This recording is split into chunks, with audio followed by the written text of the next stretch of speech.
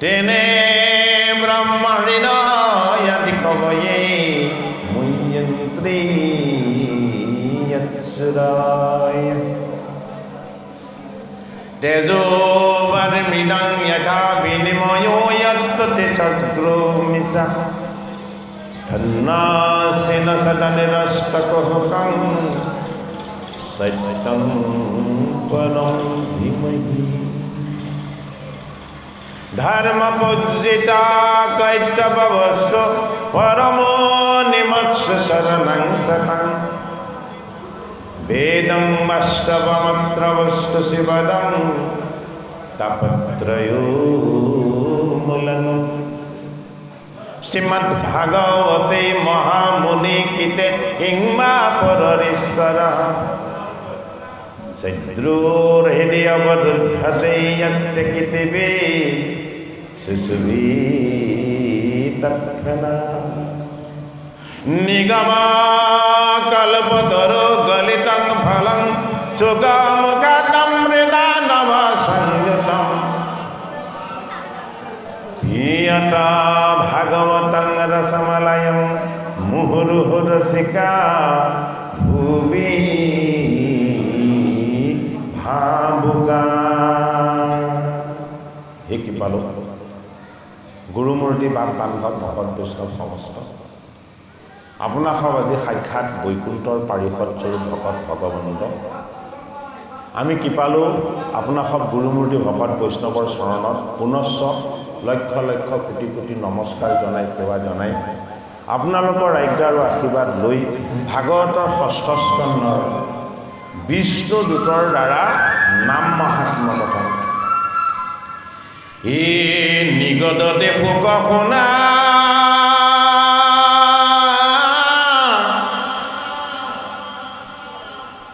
হে নৃপনি খবনে হে দূতৰ বচন শুনি চাৰি পাৰিষদে ডাকিয়া বুলন্তৰে জমৰ কিংকৰ এ পৰম ৰহস্য ধৰ্ম হে নাজানো বেদ এ যতে কহিলি মানে এ কৰ্ম মায়াময় এ কোন পৰমাৰ্থ ধৰ্ম হে নজানো নিশ্চয় ওই হিমতে কৰ পাপী হে জগতকে নাশ এ রাজা ভালো ভইলে ভালো এ হবে তার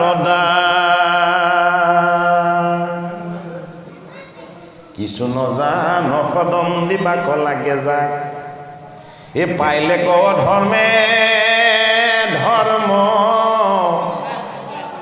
হে রাজার সভা এ নিষ্পাপীকো করে দণ্ড এ কিনু মহা কষ্ট ও জানিল হয় মেঘেজ গতে যাইবে নষ্ট এ সেই মহা সাধু পুত্র ব্রতে পালে প্ৰজা এ কৰে সমুচিত দণ্ড সিহে ধৰ্ম ৰাজা আনা দোষে অনাদোষে দণ্ড নহি ৰাজাৰ লক্ষ্য ভৰিলে নষ্ট লৈবে লোকে কাহাত শৰণ শ্ৰেষ্ঠজনে কৰে যদি গৰহিত কৰ্ম দেখা দেখি অন্যজনে তাকে বোলে ধৰ্ম পাছক লাগিয়া সেই প্ৰৱৰ্তিয়া যায় সেই মতে ভৈল ধৰ্ম ৰাজাৰ অন্যায়। শুকমুনিয়ে পৰীক্ষিত নৃপতিক এয়া কথা গংগাৰ পাৰত কৈ আছে। শুকমুনিৰ শিষ্য উগ্ৰচবাসুতে এয়া কথা নৈমিক ক্ষেত্ৰত 28 সহস্ৰ ঋষিক কৈ আছে। মৈত্য ঋষিয়ে তেওঁৰ আশ্ৰমত মহন্ত বিদুৰক এই কথা কৈ আছে।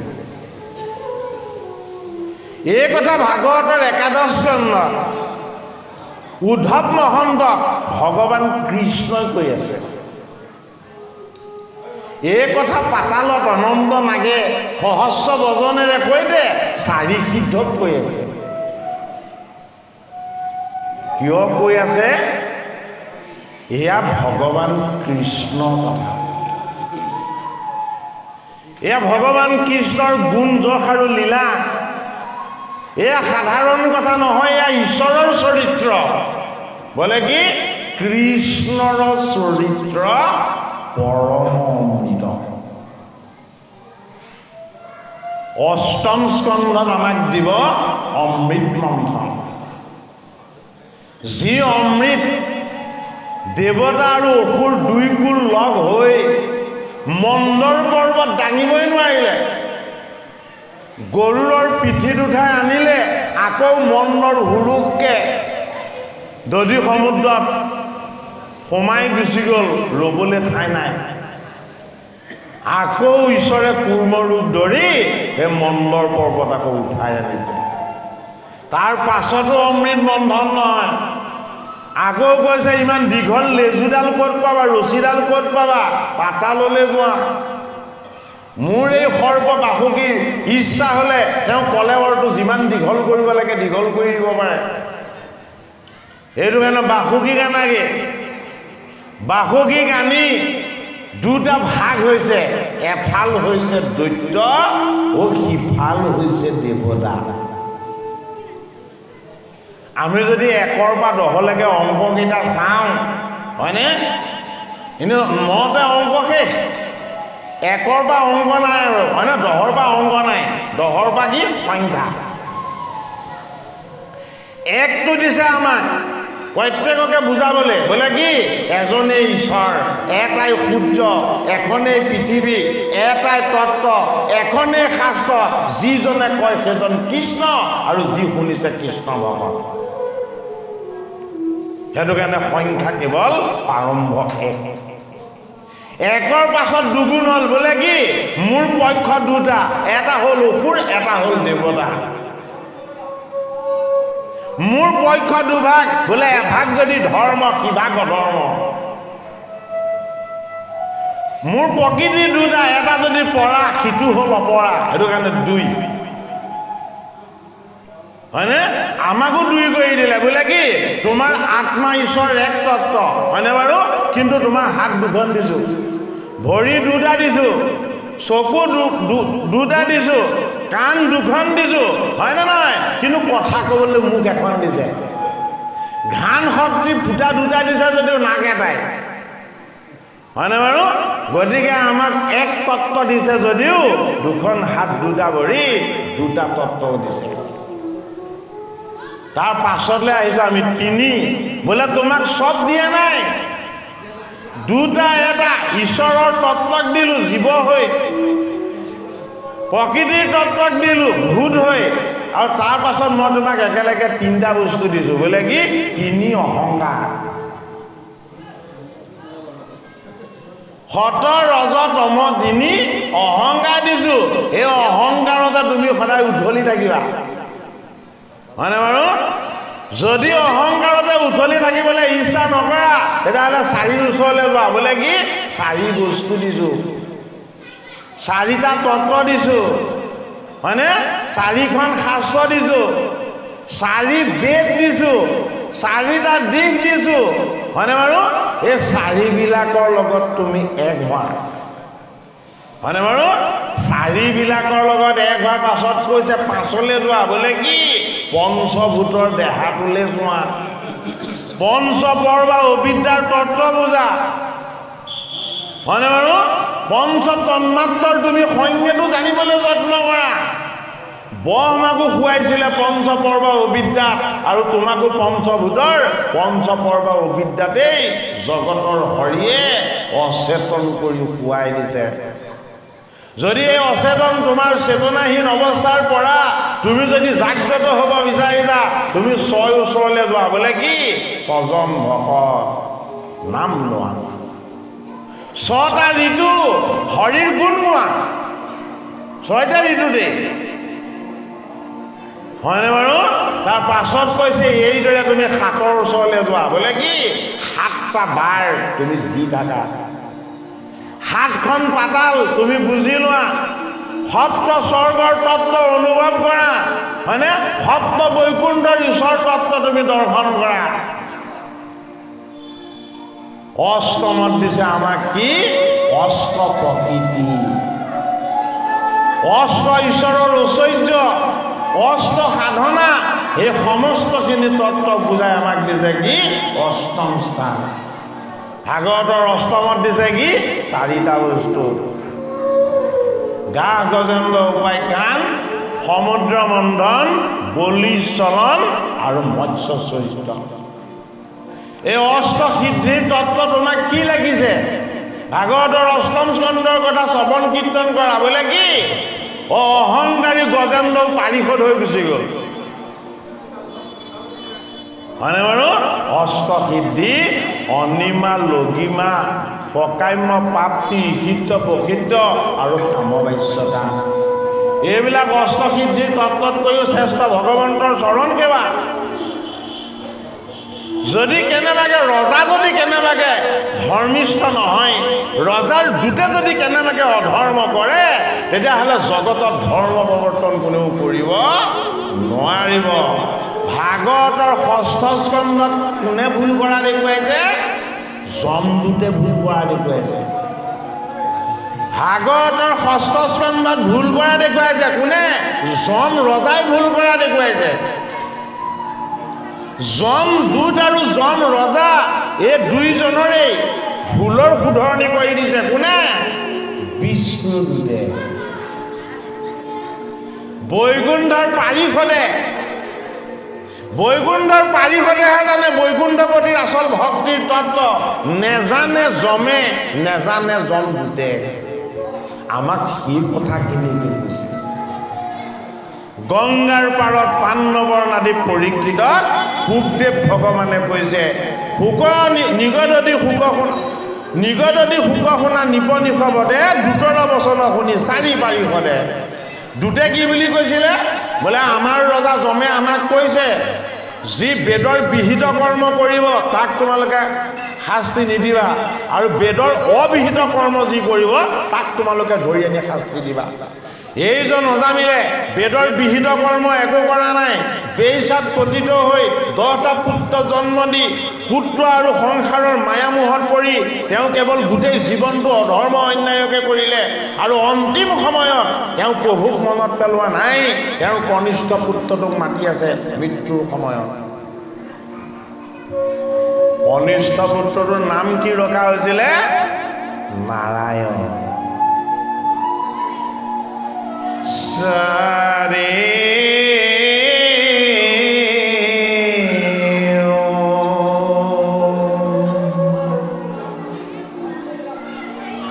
বেদ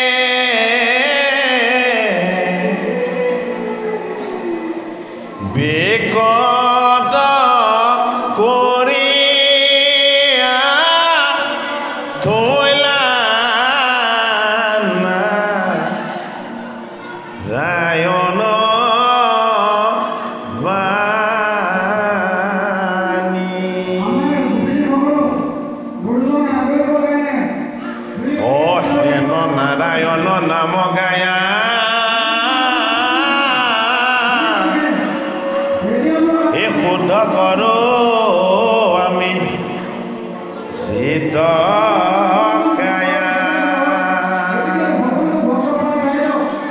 এ হৰে ভগবান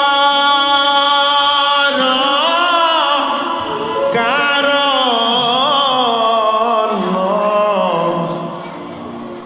আনন জানি এ হৰে ভগবান কাৰণ আনন জানি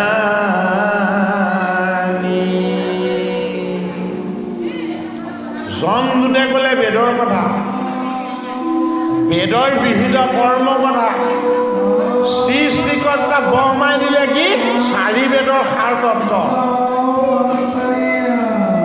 কুঁহিয়াৰডাল বেছি ভালনে কুঁহিয়াৰৰ পৰা প্ৰস্তুত কৰা গুড়খিনি বেছি ভাল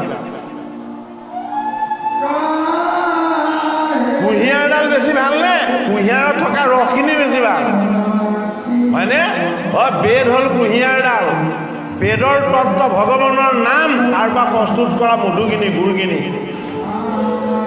হয়নে বাৰু গতিকে ঈশ্বৰৰ এই সাৰ বস্তুটোৰ লগত বেলেগ বস্তু কেতিয়াও তুলনা নহয় এতিয়া জমদূত বিষ্ণুদূতে কৈছে যে তোমালোকে যি বেদৰ কথা কৈছা তোমালোকে বেদৰ ৰহস্যটো নাজানা বেদৰ সাৰটো নাজানা যিটো কাৰণে তোমালোকৰো পাপ হৈছে আৰু তোমালোকৰ ৰজা যমৰো পাপ হৈছে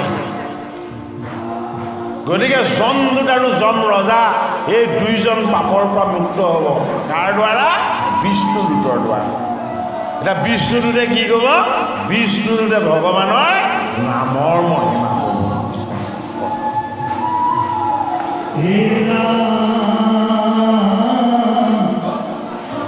মহাজ্ঞানী জানি কৃষ্ণে ধৈয়া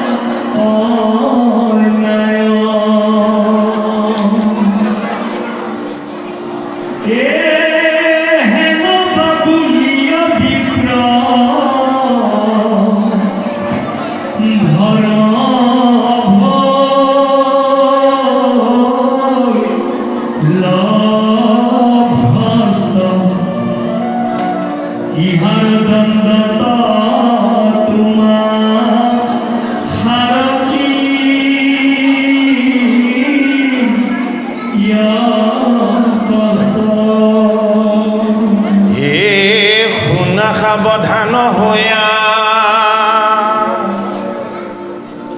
ইহাৰ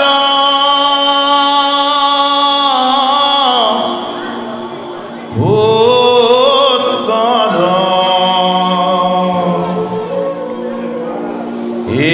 জানো নজানো সতৰা মহিমা নামৰ তোৰা সবে ধৰিলি বি পৰদা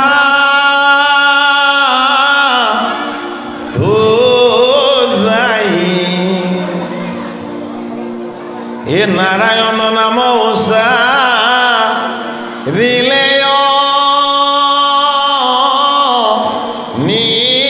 নিশ্চয়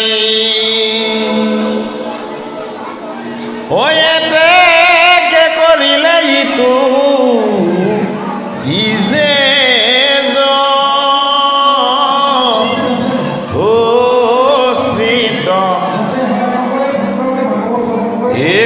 জন্মৰ পাদ কৰবা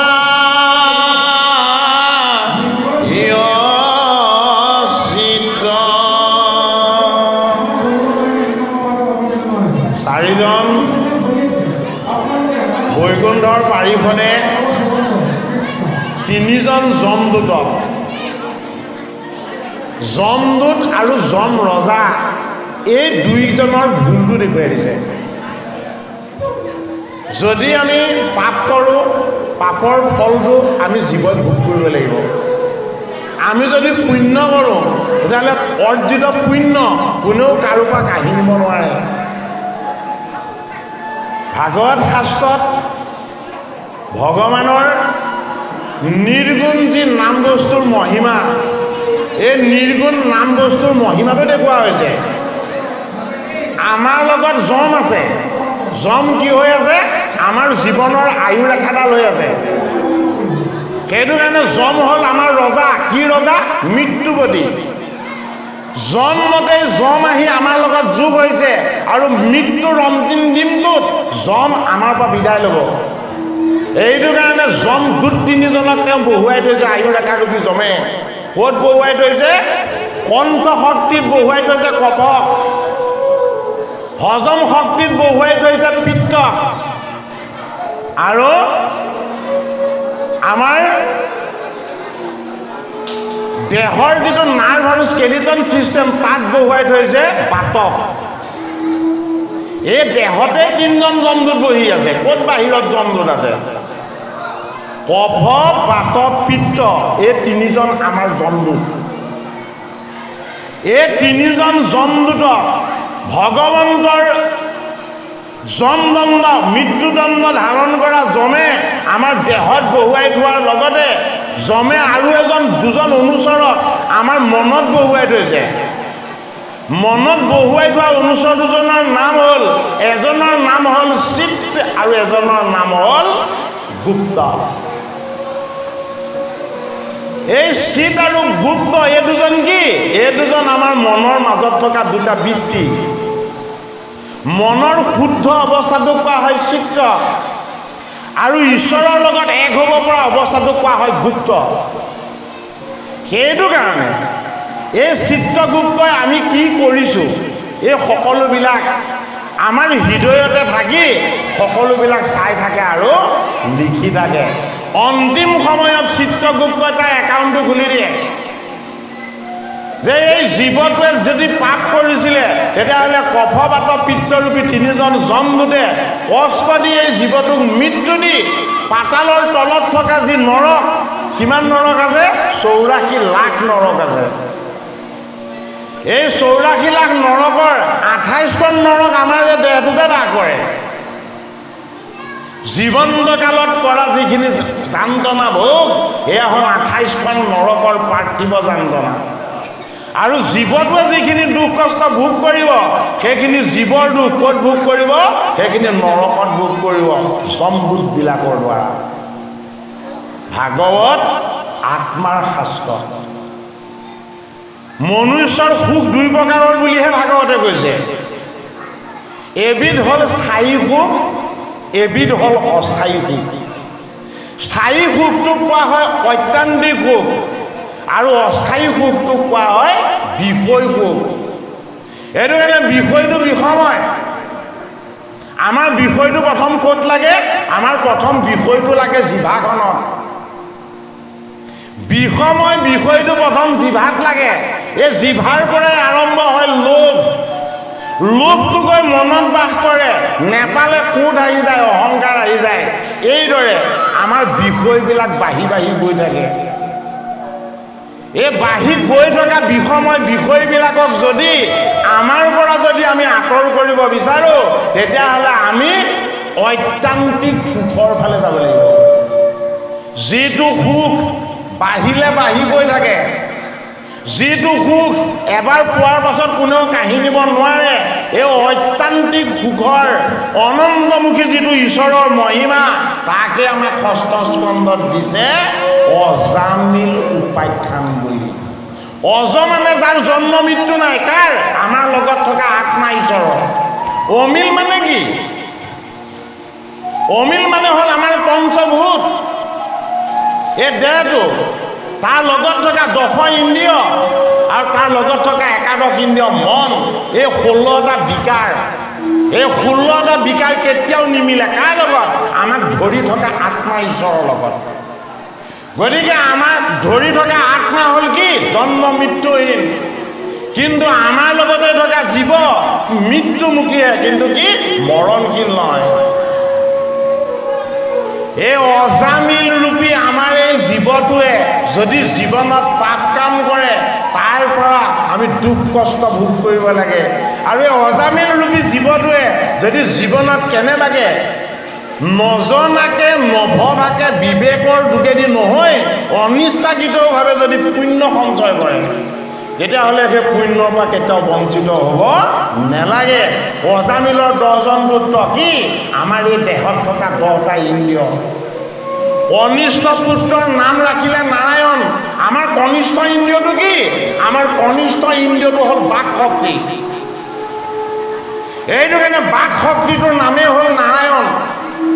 এইটো কাৰণে অজামিলে কনিষ্ঠ পুত্ৰক মাতিছে। কাক মাতিছে?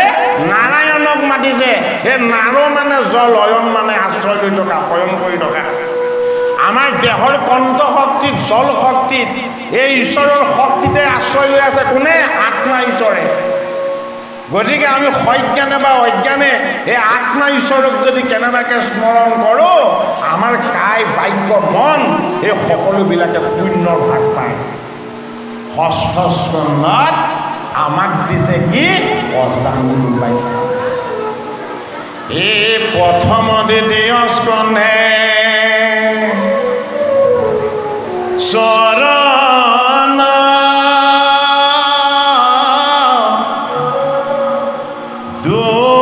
দুত্ৰয়, তৃতীয় চতুৰ্থে যাৰ হোৱে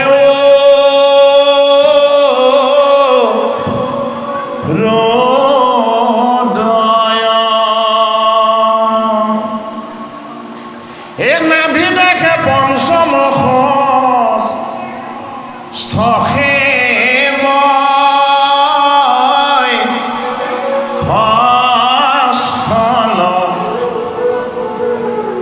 সপ্তমে অষ্টমে কৰ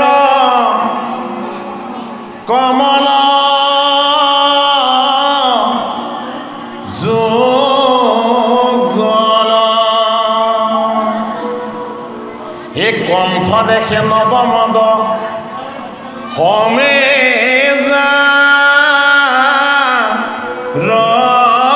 তুণ্ড, হে একাদশে ললাট দা দশে ভৈ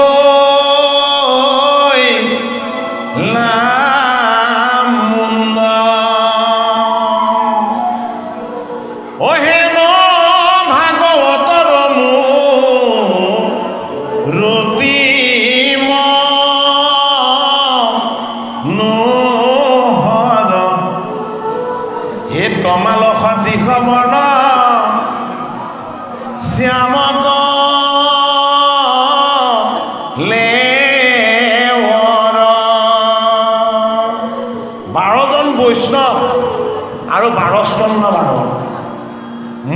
তত্ত্ব 24টা, এই 24 তত্ত্বৰে আমাৰ দেহটো গঠিত। এইটো কাৰণে এই 12 স্কন্ধ ভাগৱত কি ভগৱন্তৰ বাংময় মূৰ্তি।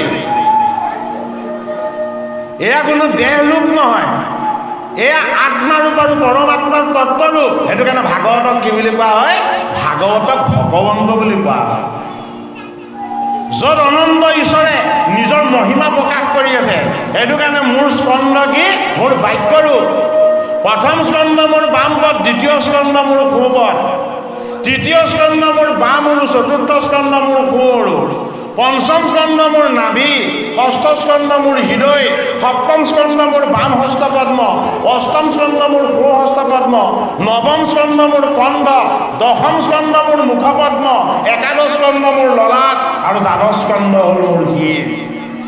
আমি ভগৱন্তৰ প্ৰভুৰ মূৰ্তিবাদ বাংময় মূৰ্তিৰ ৰূপত, ঈশ্বৰ মূৰ্তিৰ ৰূপত আমি পদৰ পৰা মস্তকলৈকে চাওঁ, হয়নে বাৰু? সেইটো কাৰণে পদত প্ৰথম কি দিছে? ভাগৱতৰ প্ৰথম স্কন্ধ হ'ল গুৰু,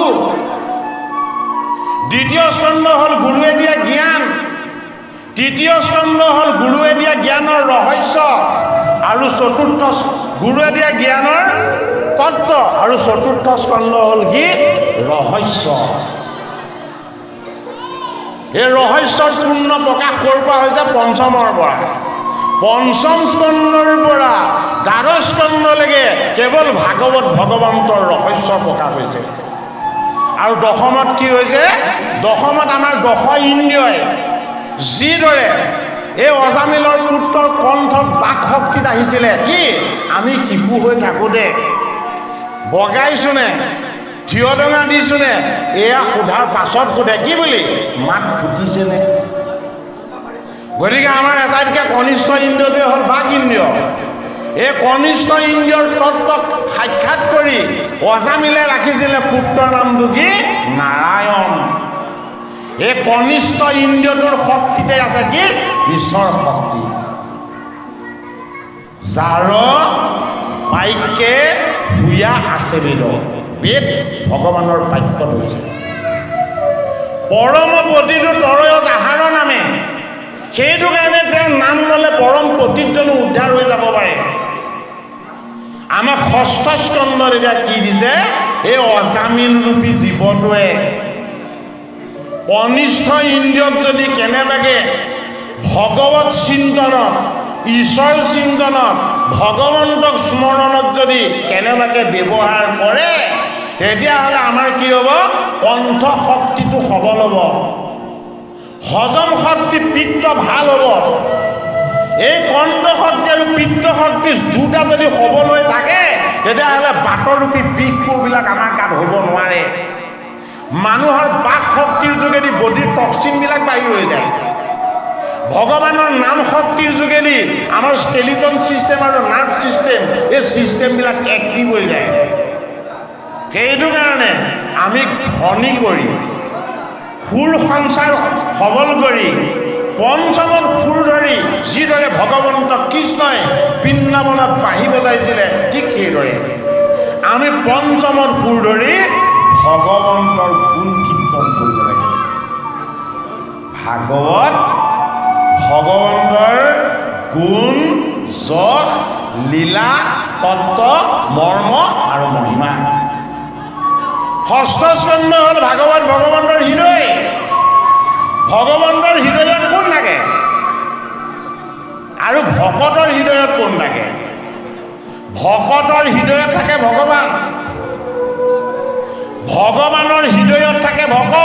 সেইটো কাৰণে ভকতৰ সংখ্যা নাবাঢ়িলে, ভকতৰ সংখ্যা মাত্ৰ 6জনতে ৰাখিলে। ভকতৰ সংখ্যা বঢ়াব পৰা নাই। এটা যুগত 3জন ভকত, দাপৰ যুগত 3জন ভকত, মুঠ ভকতৰ সংখ্যা 6টা। কিয়? আমি বসবাস কৰা আয়ু ৰেখা বাৰ 7টা হ'লেও ঋতু 6টাই। এই 6টা ঋতু 6জন ভকতৰ তুল্য। ইহঁতে সময়ত আহিবই আমাৰ ওচৰলৈ, আৰু এই 6টা ঋতুক দুভাগ দুভাগ কৰি দুটা দুটা মাহ কৰা আছে। এই 12টা মাহ বৈষ্ণৱ তত্ত্ব। 12টা মাহতে আমি ঈশ্বৰক স্মৰণ কৰি, বিষ্ণুক স্মৰণ কৰি, ভগৱন্তক স্মৰণ কৰি আমি ঈশ্বৰৰ আশীৰ্বাদৰ ভাগ ল'ব পাৰোঁ। 6টা ঋতু আৰু 12টা মাহ, মুঠ তত্ত্ব হ'ল 18টা। সেইটো কাৰণে বেদব্যাসে প্ৰণয়ন কৰা পুৰাণৰ সংখ্যা 18খন। মহাভাৰতৰ যুদ্ধ 18 দিন হৈছে, গীতাৰ যুগ 18টা ৰাখিছে, হয়নে? 18 ঐক্যহীনী সেনা ৰাখিছে। এই সমস্ত 18 তত্ত্ববিলাকৰ যোগেদি ভগৱন্তই আমাৰ কায় বাক্য আৰু মনৰ তত্ত্ববিলাককে বুজাব বিচাৰিছে। জাতৈশ্ৰহে ধ্ৰুৱ মৃত্যু ধ্ৰুৱং জন্ম মিতস্সস তস্মাৎ পৰিহাৰাৰ্থে নতুং সুচি তমোভাসি। এই ভাগৱত শুনিবলৈ পৰীক্ষিত কিয় আহিছিলে? 7 দিনত অভিসম্বাদ দিয়া আছে। তৎক্ষণাতে দংশন কৰি পৰীক্ষিতক মৃত্যু দিব। আমাৰ জীৱনৰ আটাইতকৈ ডাঙৰ ভয়টো হ'ল মৃত্যু ভয়। জগতৰ হৰিয়ে জীৱক জন্ম দিবৰ সময়ত 5টা অবিদ্যা দিব দিয়ে। এই পঞ্চপৰ্ব অবিদ্যাৰ ভিতৰত এটা অবিদ্যাৰ নাম হ'ল মহামোহ। মহামোহ মানে কি? এই দেহটোলে মোহ, জীৱটোলে মোহ, মৰিম নেকি তাৰ ভয়, হয়নে? এয়া বস্তু ঈশ্বৰে দি পঠাইছে আমাক। এই ঈশ্বৰে দিয়া অবিদ্যাবিলাকক জ্ঞান বিদ্যা বুদ্ধিৰ তত্ত্বৰে সৈতে আমি ঈশ্বৰৰ ৰহস্য তত্ত্বৰ ওচৰত পাবগৈ লাগিব। এইটো কাৰণে পৰীক্ষিত ক'ত পালেগে? গংগাৰ পাৰ পালেগে। এই গংগাৰ পাৰ এটা প্ৰতীক। গংগা মানে কি? গংগা মানে 3টা বস্তুৰ সংগম: জ্ঞান, ভক্তি আৰু বৈৰাগ্য। এই জ্ঞান, ভক্তি আৰু বৈৰাগ্য 3টা তত্ত্ব লগ হ'লে, একত্ৰ হ'লে তাক গংগা বুলি কোৱা হয়। সেইটো কাৰণে আমি ভাগৱত জ্ঞানেৰে আমাৰ জীৱটোক আমি শুদ্ধ কৰিব লাগিব। ভকতৰ চৰণ সেৱাৰে আমাৰ ভক্তিৰ আমি অমৃত ল'ব লাগিব। আৰু ভাগৱতৰ তত্ত্ব বা ভগৱন্তৰ তত্ত্ব আৰু ভকতৰ চৰণ সেৱা এইবিলাক কৰি আমি একো প্ৰাপ্তি কামনা কৰিব নালাগিব যে তোমাৰ আশীৰ্বাদ দিবা অকণমান, তোমাৰ চৰণৰ অৰুণ ছত্ৰ ছায়াত তুমি আমাক নিৰাপদ ঠাই দিবা, হয়নে? এয়া কামনা নহয়, এয়া নিষ্কাম। তাকে কোৱা হৈছে বৈৰাগ্য। বৈৰাগ্যত পৰে ভাগ্য নাহি প্ৰভু ধন পৰে, ৰিপু নাহি সংসাৰত পৰে। আমাৰ ৰিপুবিলাক হ'ল কি? আমাৰ সংসাৰ গণ। আমি সংসাৰী জীৱ। সংসাৰী জীৱৰ 2টা বাসনা থাকে। এটা হ'ল সুখ, অন্যটো হ'ল আনন্দ। সুখৰ বাসনাটোলৈ গ'লে আমাক দুখ দিয়ে, আনন্দৰ বাসনাটোলৈ গ'লে যদি আমি আনন্দটো ভালদৰে ল'ব জানো, আমাৰ ওচৰলৈ দুখ কেতিয়াও আহিব নোৱাৰে। এই আনন্দ তত্ত্বটোকে ভাগৱত শাস্ত্ৰত কি বুলি কৈছে? কৃষ্ণ বুলি কৈছে। কৃষ্ণ ভগৱন্তৰ এক নামেই নহয়, কৃষ্ণ ভগৱন্তৰ এক অৱতাৰেই নহয়, কৃষ্ণ ভগৱন্তৰ এক ৰহস্য তত্ত্ব। সেইটো কাৰণে কৃষ্ণ শব্দ এইটো পৃথিৱীবাচক হইল ন আনন্দত প্ৰৱৰ্তয় 2ৰো এক পদ বহিলে পৰম ব্ৰহ্ম ৰূপ কৃষ্ণ নাম আনন্দ মাত্ৰ কয়। নাম আনন্দ মানে কি? নিৰ্গুণ আনন্দ। বাকী আনন্দবিলাক গুণময়। ভৌতিক সুখ, বিষয় সুখ এইবিলাক গুণময় বস্তু। নাম আনন্দ হ'ল নিৰ্গুণ বস্তু। যে তুমি ভকতৰ সং লোৱা, ভকত বৈষ্ণৱৰ চৰণ সেৱা কৰা, এই জগত আৰু প্ৰকৃতিক তুমি ঈশ্বৰময় ভাবিবলৈ যত্ন কৰা, তোমাৰ আত্মা আৰু ঈশ্বৰ সুখ এই জগতৰ কুশল মংগলতে আছে বুলি তুমি হৃদয়ত অনুভৱ কৰা। এই আনন্দটোৰ নাম হ'ল কি? কৃষ্ণ। কৃষ্ণ মানে হ'ল অপাৰ্থিব আনন্দ, আধ্যাত্মিক আনন্দ অথবা ঈশ্বৰ সুখ। এতিয়া জমদূত 3জন, জমদূত 3জনক বৈকুণ্ঠৰ পাৰিষদ 4জনে কৈছে তোমালোকে বেদ জানা কিন্তু বেদৰ ৰহস্যটো নাজানা। বেদ মানে কি? বেদ মানে জ্ঞান। জ্ঞানৰ ৰহস্য কি? জ্ঞানৰ ৰহস্য গুৰুৱে জানে। জ্ঞানৰ ৰহস্য আমি নিজে কোনেও জানিব নোৱাৰো। কিয় ৰহস্য আমি কোনে নিজে জানিব নোৱাৰো? ৰহস্যটো এজনেহে জানে, সেইটো কাৰণে ৰহস্য বুলি কোৱা। ৰহস্যটো আমাক গুৰুৱে শিকাই দিব লাগিব। সেইটো কাৰণে গুৰু লগা বিদ্যা, পাখি লগা কাৰ। দশম স্কন্ধত ভগৱান কৃষ্ণই নৰৰ শৰীৰলৈ আহি যদিও অৱতাৰ লৈছে, সান্দীপনী মুনিৰ আশ্ৰমত গৈ তেওঁ অধ্যয়ন কৰিছে। সান্দীপনী গুৰু দক্ষিণা দিছে, নিজৰ পুত্ৰক আনি দান দিছে, মৃত পুত্ৰক আনি। হয়নে বাৰু? আমি যদি জগতত জন্ম হৈছোঁ জীৱ হৈ, আমি গুৰুৰ চৰণ সেৱা কৰিব লাগিব। আমাৰ আজি গুৰু গুণ, আমাৰ আজি গুৰু হ'লে ৰাইজ ভকত। ইমান ৰাইজ ভকত বৈষ্ণৱৰ যদি আমি চৰণৰ অকণমান যদি আশীৰ্বাদ ল'ব পাৰিছোঁ, এয়া আমাৰ আজি গুৰু সেৱা। সেইটো কাৰণে আমি ক'ৰবালৈ দূৰলৈ যোৱাৰ আগত কাক সেৱা কৰি যাওঁ? আমাৰ পিতৃ মাতৃক সেৱা কৰি যাওঁ। কিয় পিতৃ মাতৃক সেৱা কৰি যাওঁ? পিতৃ মাতৃ আমাৰ কাৰণে ঈশ্বৰমূৰ্তি। আমি ৰাস্তাটো যদি কেনেবাকৈ আমাৰ শিক্ষাগুৰুজনক লগ পাওঁ, আমি চৰণ চুই সেৱা কৰোঁ। কিয় সেৱা কৰোঁ? আমাৰ অজ্ঞান অবিদ্যা তেওঁলোকে দূৰ কৰি থৈছে। আমাক বৰ্ণ পৰিচয় দিয়াই নহয়, আমাক বিভিন্ন ধৰণৰ শিক্ষা দি আমাৰ জীৱন ৰাস্তাটো তেওঁলোকে পোহৰাই থৈছে। এইটো কাৰণে ৰহস্যটো গুৰুৱে শিকাব লাগিব।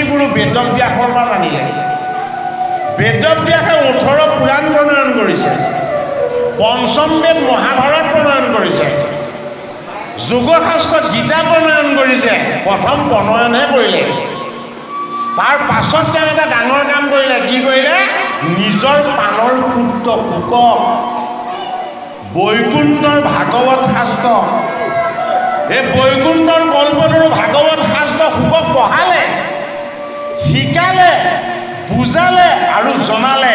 বোলে কি? এই ভাগৱতেই ৰহস্য।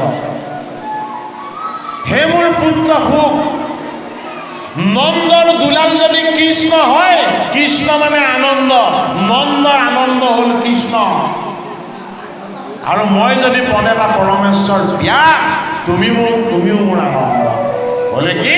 তোমাৰ হৃদয়ত তুমি ভাগৱত ৰাখিবা, তুমি ভগৱন্তৰ গুণ কীৰ্তন কৰি কৰি নৃত্য কৰিবা। য'তেই তুমি থাকা তুমি কেৱল হৰিক প্ৰকাশ কৰিবা। হৰিক যদি প্ৰকাশ কৰি দিয়া, তেতিয়াহ'লে ৰহস্য প্ৰকাশ হয়। পৰীক্ষিত মৃত্যুমুখী জীৱ আছিল। আমিও মৃত্যুমুখী জীৱ। পৰীক্ষিতক 7 দিনৰ অভিসম্বাদ দিছিলে, আমিও 7 দিনীয়া, আমিও 7টা বাৰে জীয়াই থাকোঁ। পৰীক্ষিতে পৰীক্ষা মাতৃৰ গৰ্ভত থাকোঁতে দিছিলে, অস্বস্থমাৰ ব্ৰহ্মাস্ত্ৰৰ দ্বাৰা, হয়নে? আমিও জন্মৰ আগতেই মাতৃৰ গৰ্ভতেই আমিও বহুত পৰীক্ষা দি আহিছোঁ। মাতৃৰ গৰ্ভবাসৰ দুখ কষ্ট আৰু যান্ত্ৰণাত ছটফটাই এই সংকুচিত ঠাইত মোক আৰু যান্ত্ৰণা নিদিবা বুলি আমি দুহাত জোৰ কৰি ভগৱন্ত প্ৰভুক আমাৰ প্ৰাৰ্থনা জনাইছিলোঁ ভূমিষ্ঠ হোৱাৰ আগতে। আৰু ভগৱন্তক আমি চকু পানী টুকি টুকি কৈছিলোঁ, তুমি মোক এই অন্ধকাৰৰ পৰা, তুমি মোক এই যান্ত্ৰণাৰ পৰা, তুমি মোক এই বিষাদৰ পৰা তুমি মোক মুক্ত কৰি দিয়া। মই সদায় তোমাৰ চৰণ চিন্তা কৰোঁ। পৰীক্ষিতে জন্ম হোৱাৰ পাছত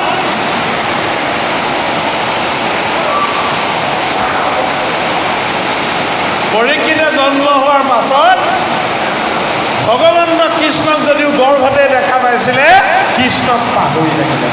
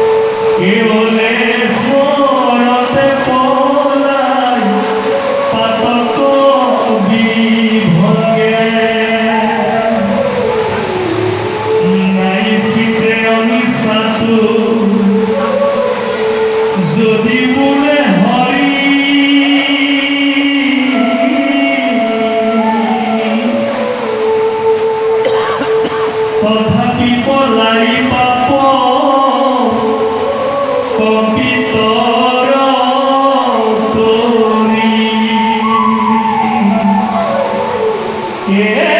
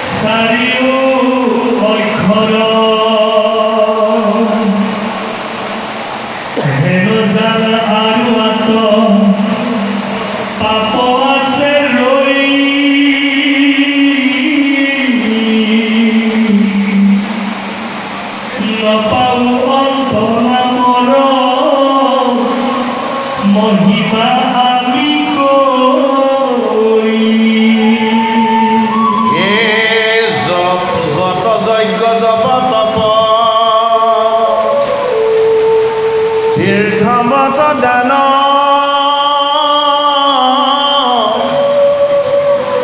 ও লক্ষ কোটি গুণ নহে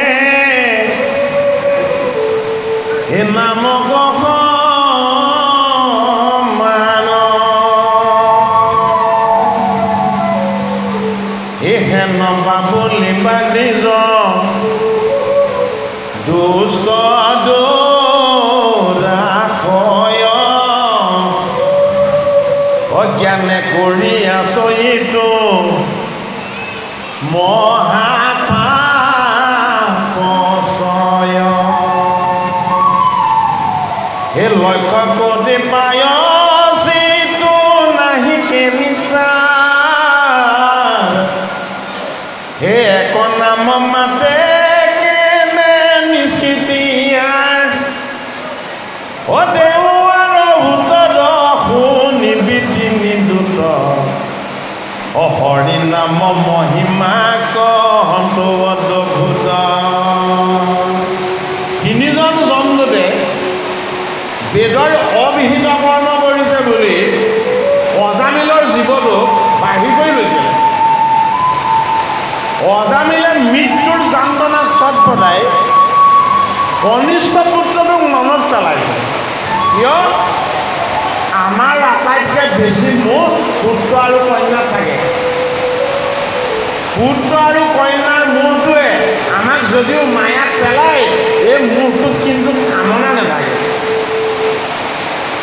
পুত্ৰ কন্যাৰ প্ৰতি মোহটোত আমাৰ কোনো কামনা নাথাকে পিতৃ মাতৃয়ে নিজৰ প্ৰতি সন্তানৰ সদায় উন্নতি আৰু মংগলহে কামনা কৰে পিতৃ মাতৃয়ে প্ৰতি সন্তানৰ পৰা বেলেগ একো বস্তু নিবিচাৰে বা আশা নকৰে অজামিলে প্ৰাণৰ পুত্ৰৰ নাম লৈছে পুত্ৰটো কি পুত্ৰটো হ'ল আমাৰ চিন আমাৰ চিনটোক আমি স্মৰণ কৰাটো পাপ নহয় কিয় আমাৰ যদি বংশত কেনেবাকে যদি দৈৱ বশত এজন যদি বৈষ্ণৱ পুত্ৰ জন্ম হৈ যায় ভাগৱত শাস্ত্ৰৰ সপ্তম স্কন্ধত কৈছে 21 পুৰুষ উদ্ধাৰ হৈ যাব গতিকে সৎ পুত্ৰৰ যদি স্মৰণ হয় তাৰ পৰা পুণ্য লাভ হ'ব এতিয়া অজামিলে কাক স্মৰণ কৰিলে নিজৰ পুত্ৰটোক স্মৰণ কৰিছে জমদূত তিনিজনে কৈছে যে তেওঁ ঈশ্বৰক নাই মতা আমি তেওঁৰ লগতে আছো তেওঁ কাক স্মৰণ কৰিছে আমি জানো তেওঁ নিজৰ পুত্ৰটোক মাতিছে এতিয়া জমদূত চাৰিজনে কৈছে মতাটো যাকে নামাতক কিন্তু নামটো কাৰ আছিলে তেওঁ যদিও পুত্ৰক মাতিছে নামটো যদিও পুত্ৰৰ দিছে এইটো তেওঁৰ পুত্ৰৰ নাম নহয় এইটো আমাৰ স্বামীৰ নাম আছিলে নামটো কাৰ আছিলে নামটো বৈকুণ্ঠৰ পাৰিষদ চাৰিজনৰ স্বামীৰ নাম আছিলে বোলে আমাৰ স্বামীৰ নামৰ মহিমা তোমালোকে নাজানা বোলে কি অ নাৰ বুলি ক'লে আধা পুণ্যতেই গোটেই পাপবিলাক দূৰ হৈ যায় অয়ন বুলি যদি কৈ দিয়ে তেতিয়াহ'লে পুণ্য সঞ্চয় হৈ যায় ইটো পুৰা নাম ল'লে কি বুলি ক'লে আঠ নাৰায়ণ দাস নাৰায়ণ বস নাৰায়ণ মোক অকণমান ধৰ নাৰায়ণ এই বুলি কৈছিলে ই বহুত বাৰ আমাৰ স্বামীৰ নাম ল'লে আৰু স্বামীৰ নাম লোৱাৰ কাৰণেই আমি বৈকুণ্ঠৰ পৰা নামি আহিলোঁ যেহি নাম সেহি হৰি জানা নিষ্ঠ কৰি ভগৱানৰ আটাইতকৈ শ্ৰেষ্ঠ ৰূপটো হ'ল কি নামৰ ৰূপটো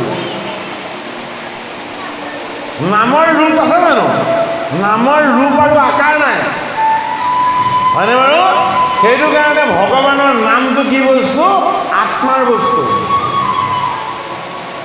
আত্মা আৰু পৰমাত্মাৰ বস্তু হোৱাৰ কাৰণেই অজামিলে যদিও পুত্ৰ বুলি মাতিছিলে কিন্তু স্বামীয়ে কি জানে আৰে তুমি মাতোতে যাকে নামাতা কিন্তু যোৱাটো ময়ে যাব লাগিব বোলে কিয় বোলে মোৰ নাম লৈ মাতিছা যে আপোনাৰ হ'লে ছবিখনত নিপেন শইকীয়া বুলি লিখি দিয়াৰ কাৰণে আমি আহিলোঁ হয়নে নহয় বাৰু যদি আমাৰ পত্ৰখনত নিপেন শইকীয়া বুলি লিখি নিদিলেহেঁতেন আমি আপোনালোকৰ অনুষ্ঠানলৈ আহিব নোৱাৰিলোহেঁতেন, হয়নে বাৰু? এতিয়া অজামিলে কাৰ নামটো লিখি দিলে? ভগৱানৰ নামটো লিখি দিলে। ক'ত? তেওঁৰ হৃদয়ত।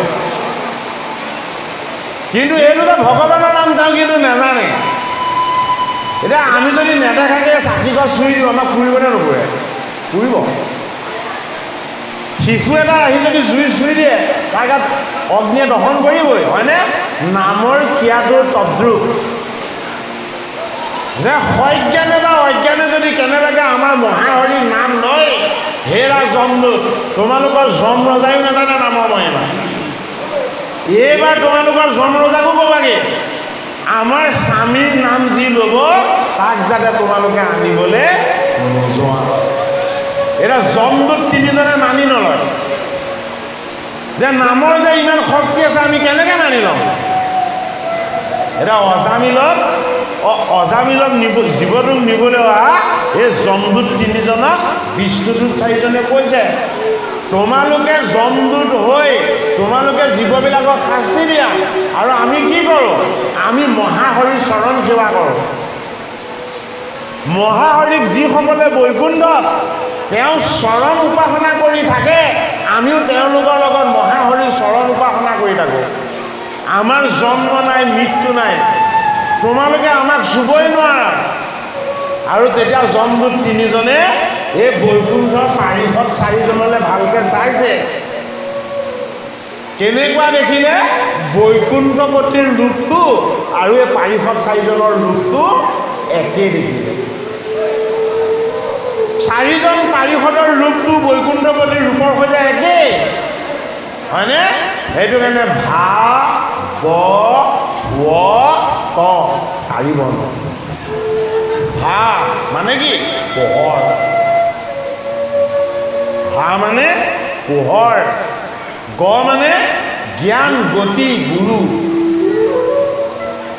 গতিকে আমাৰ আত্মাৰ পোহৰটোৰ বিষয়ে, ঈশ্বৰৰ প্ৰকাশটোৰ বিষয়ে আমি যদি জানিবলৈ হয়, আমি গুৰুৰ চৰণ চাব লাগিব। প মানে পৰিশ্ৰম সৰ্বশাস্ত্ৰানা,